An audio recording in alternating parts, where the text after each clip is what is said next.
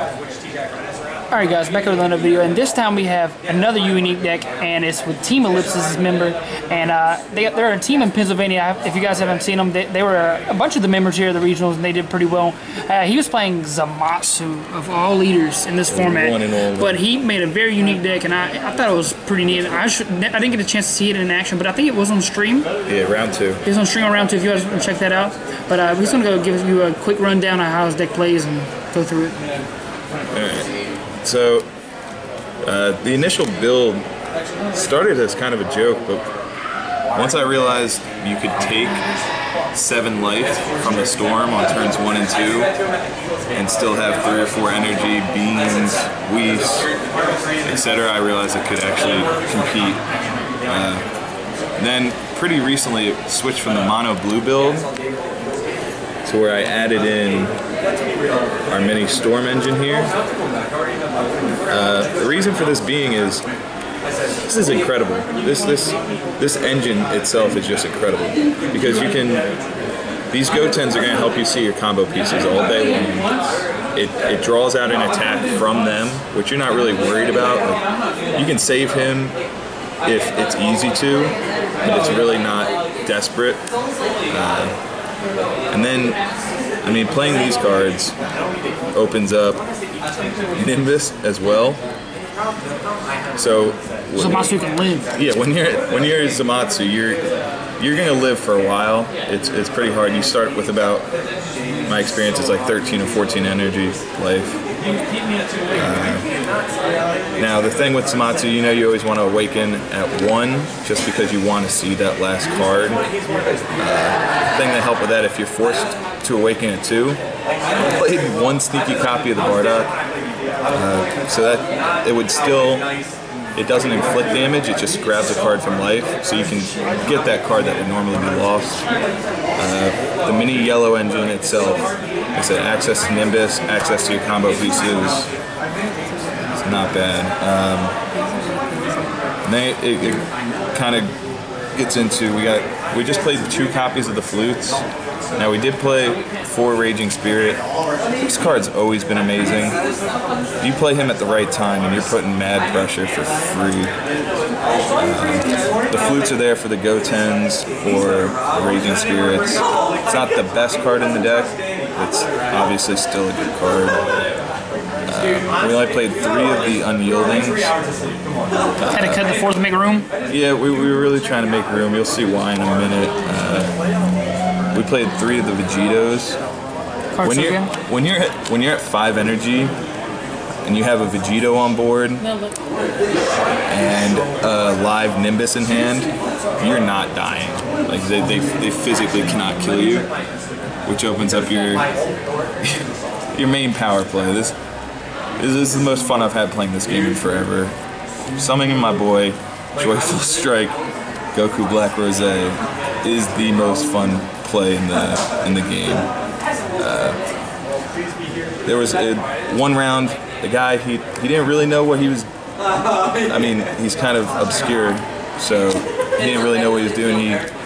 He just left me at 8 life. I literally got to 6 energy at 8 life and played 1, 2, 3, took 6 life to hand, Zamasu effect on the 7th, awoken and drew 2 more. So I plus like 10. Oh my god, so he didn't know your leader did, so that's the... And then I shrouded. And then he plays this guy. Yeah, and then I shrouded. If that's 8 damage on board, that they can't activate any effects. Like, you physically cannot lose that game. Play 3 of this. So we were playing 3 Shrouded, 3 Joyful. They are cards you want to see later. But the fact that we played 4 Objection. So the fact that you're playing 4, you're really going to see this. I mean, it doesn't matter how early you see it because you're going to see that 6 energy.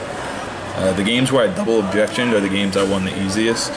They really don't expect it. So when you follow up at 6 energy and you tap out for Shroud, then you hit them with the Unyielding, Bean, combo a Raging Spirit, combo an extra Shroud, you're putting massive pressure. And I can't tell you how many times I had people look at me with 4 dead Sensu Beans in their hand, like, I guess I can't use these. The great part about the objection too, the reason we're not too worried about running 4, we also run the God Super Combo Hellas here. New Super Combo. Zamasu does have the God tag, so he is allowed to use this. Pretty much it's just a Hoy. It's a Hoy clone. Yeah. That's what I call it. And when you're allowed to pitch a dead objection at 4, 5, 6 energy and still draw 2 brand new fresh cards, it's pretty powerful. Of course we played the Beans. This is the best card for surviving the storm. I mean, I was playing it. I wasn't afraid to take the life against Storm. Because Zamasu can live forever. Yeah, playing a Bean doesn't hurt. It only pushes them back a turn and gives you 1 more energy the next charge step. So it's just an incredibly powerful card in the format. Even you can put your leader at 20 when you're awoken. You can put the Vegito at 25, which is crazy. So good. It's the best card. We only played 3 Whis. It's not incredible anymore, but it is nice to just be able to say like no sometimes. Shout out to Danny Wynn, convinced me to play these in the main board last night. I can't tell you how many things I Mafuba this weekend. It was everything from Analyzes to 5-drop Ribrians to Bardock Apes, anything. When you're at 4 energy and you Mafuba, and they're not seeing that card again until you're already done your Joyful Shroud play. And then we just had 2 Mass Saiyans in there. For your removal. Not a bad card. A lot of times there were blockers I couldn't get rid of using it.